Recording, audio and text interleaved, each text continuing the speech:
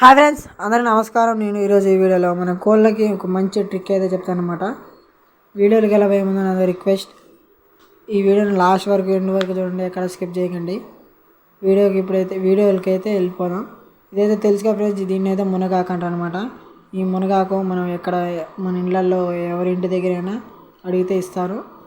మీ కోళ్ళను బట్టి తెచ్చుకోండి ఫ్రెండ్స్. దాన్ని తెచ్చుకొని బాగా నీట్గా శుభ్రంగా నీటిలో కడుక్కోవాలి. శుభ్రంగా కడుక్కున్న తర్వాత అదైతే మన కోళ్ళకి ఫీడ్గా వేయాలి ఫ్రెండ్స్. అది మనం ఫీడ్ వేయకముందు వేయాలి. అప్పుడైతే కోళ్ళు కానీ కోడి పిల్లలు కానీ తింటాయి. చూడొచ్చు మా కోడి పిల్లలు ఎలా తింటున్నాయో.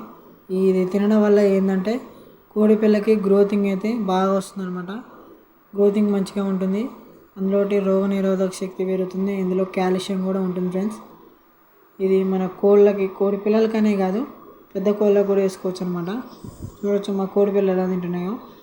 ఇది వాడడం వల్ల అయితే నాకైతే చాలా బెనిఫిట్స్ అయితే వచ్చినాయి ఫ్రెండ్స్. ఆ కోడి పిల్లలు కూడా షైనింగ్గా ఉంటాయి, మంచి యాక్టివ్గా హెల్తీగా అయితే ఉన్నాయి ఫ్రెండ్స్. మీరు కూడా వాడండి, ఒకసారి వాడి చూడండి. ఆ కోడి పిల్లలు కూడా చూడండి ఎంత యాక్టివ్గా ఉన్నాయో. మీకు కూడా చాలా వీడియోలు అయితే పెట్టాను, చూడొచ్చు.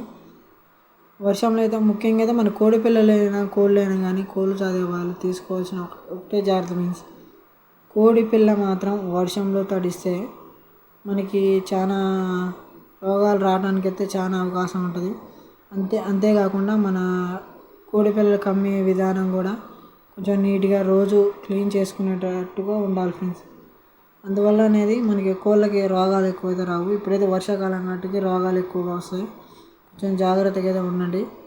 చూడొచ్చు మా బ్రీడర్ కూడా వస్తున్నాం, అది ఎగిరెగిరి తింటుంది, చూడొచ్చు. ఓకే ఫ్రెండ్స్, ఈ వీడియో కాక మీకు ఇన్ఫర్మేటివ్గా అనిపిస్తే లైక్ చేయండి, షేర్ చేయండి. ఇలాంటి మరిన్ని వీడియోస్ కోసం మా ఛానల్ని సబ్స్క్రైబ్ చేసుకోండి. Thanks for watching friends.